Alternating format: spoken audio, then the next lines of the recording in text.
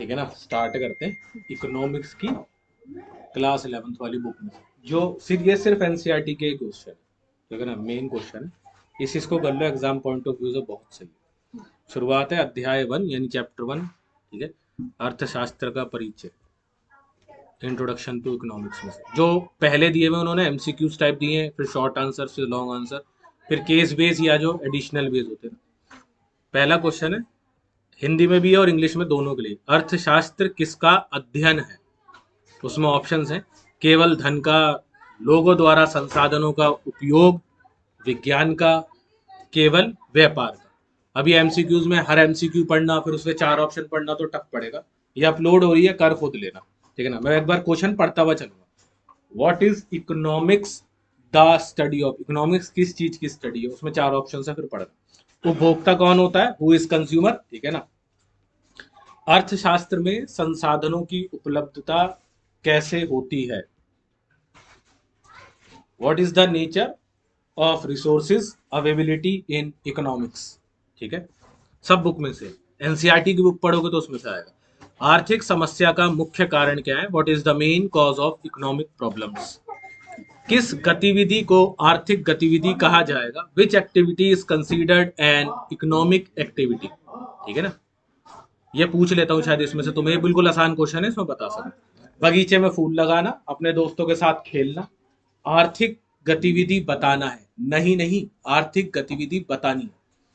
बगीचे में फूल लगाना, अपने दोस्तों के साथ खेलना, मजदूरी करके कमाई करना, घर के लिए खाना पकाना। Planting flowers in a garden, playing with friends, earning wages through labour, cooking food at home. Labour में यू नहीं लगा इसमें, ठीक है ना, टाइप करते हुए।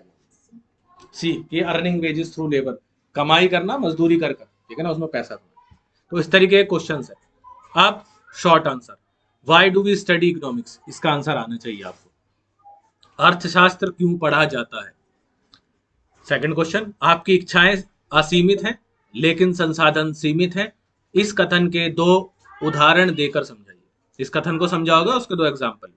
Your wants are unlimited but resources are limited, explain this statement with 2 examples. आपकी राय में किन किन क्षेत्रों में सांख्यिकी का उपयोग किया जा सकता है? In your opinion in which areas can statistics be used. Statistics का यूज कहां कहां पर होता है? ठीक है ना। उत्पादन और उपभोग में क्या अंतर है? What is the difference between production and consumption. ठीक है। सरकार सांख्यिकी का उपयोग कैसे करती है? 2 उदाहरण दीजिए। How does the government use statistics. तो एक एग्जांपल तो ये होगा कि गवर्नमेंट के लिए स्टैटिस्टिक्स यूजफुल है, ऊपर था ना क्वेश्चन, तो उसका एक एग्जांपल तो ये होगा, क्वेश्चन सेम आता है। Give 2 examples. सेंसस वगैरह कराती है ना, इस तरीके की चीजें रहती है। अब दीर्घ यानी लॉन्ग आंसर, आर्थिक क्रियाकलापों के प्रकार क्या होते हैं? उदाहरण सहित समझाइए। What are the types of economic activities, explain with examples. अर्थशास्त्र के 3 मुख्य घटकों, उपभोग कंजम्पशन, उत्पादन प्रोडक्शन, और वितरण डिस्ट्रीब्यूशन को विस्तार से समझाइए। Explain the 3 main components of economics. First one is consumption, production and distribution in detail. Consumption किसे कहते हैं, प्रोडक्शन किसे कहते हैं, डिस्ट्रीब्यूशन किसे कहते हैं।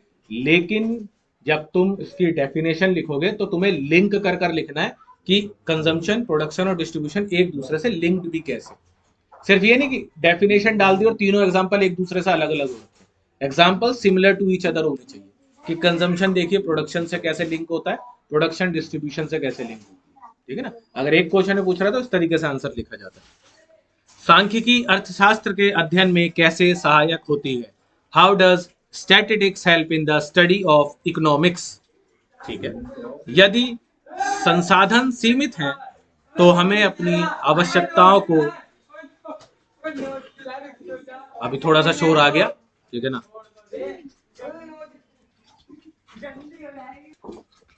सांख्यिकी अर्थशास्त्र के अध्ययन में कैसे सहायक होती है, ये क्वेश्चन था ना, थोड़ा शोर आ गया था।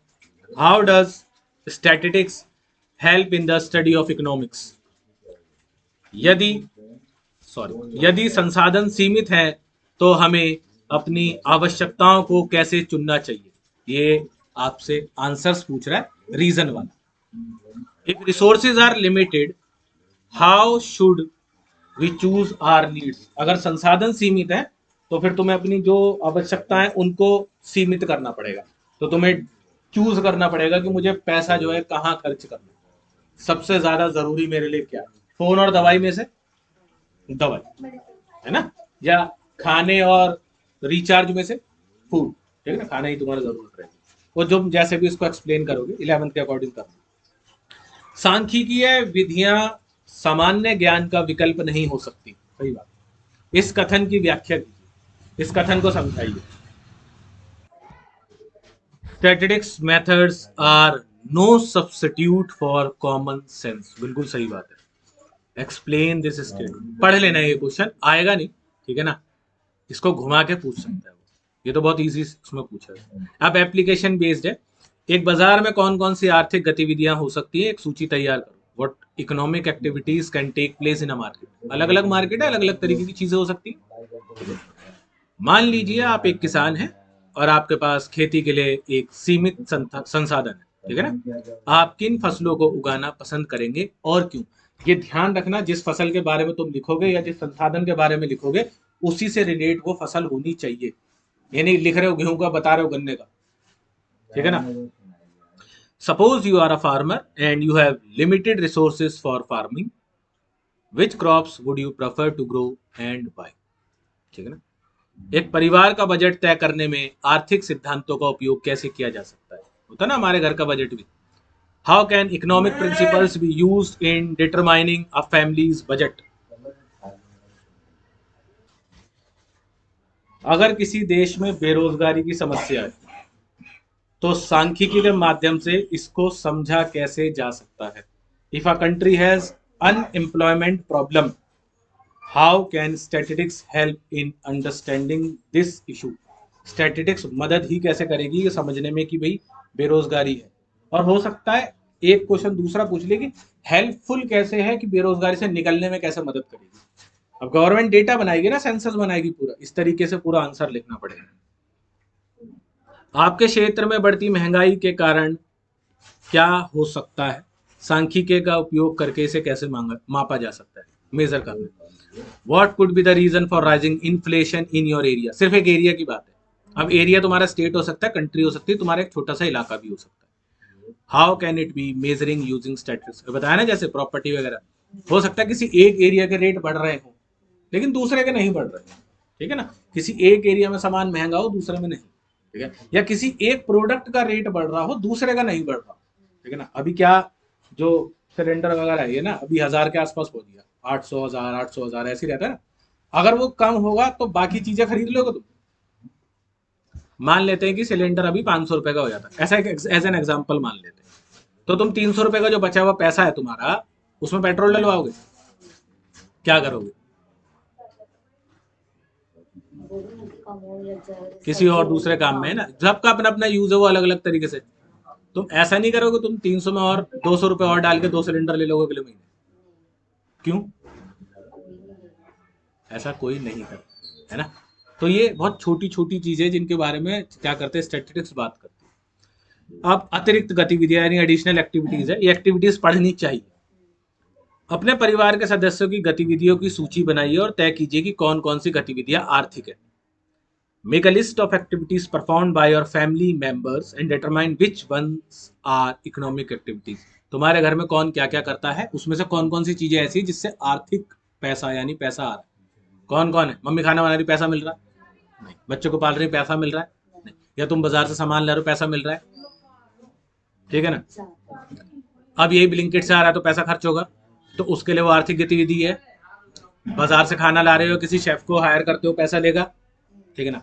फादर जो है, जर्नली ज्यादातर ऐसा देखा जाता है, फादर और मदर कहीं कहीं दोनों जॉब कर रही होती है और जर्नली फादर ही जॉब कर रहे होते हैं, तो फादर तो इकोनॉमिक एक्टिविटीज में इन्वॉल्व है ही है।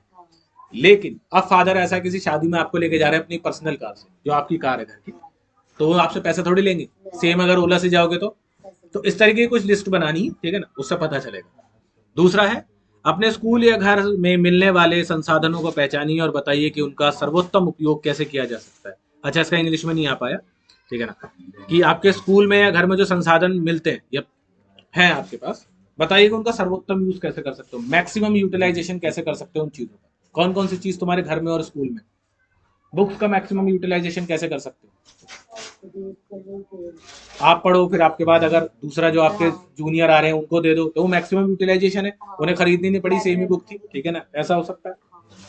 आपके बनाए हुए नोट्स हो सकते हैं, तो वो दोबारा से पेपर खर्च नहीं करेंगे, आपके बने हुए नोट्स मिल गए, उसमें से ही पढ़ ले, ठीक है ना। और बहुत सारी चीजें, ठीक है ना। घर में ऐसा होता है कि तुम्हारे पास एक फोन है, उसी से तुम अलग अलग जो, अगर मान लो दो बच्चे हैं तो अलग अलग टाइमिंग्स पर पढ़ रहे हैं, तो अब ये होता कि दो बंदे खरीदते, दो फोन खरीदे जाते, इस तरीके से होता। इससे अच्छा क्या है, अभी एक ही फोन को क्या कर रहे हो, मैक्सिमम यूटिलाइजेशन में डाल, ठीक है ना। तो ये फर्स्ट चैप्टर खत्म, फिर सेकंड चैप्टर पढ़ते हैं, ऐसी 10-10 मिनट की वीडियो है, सारी डाल दो।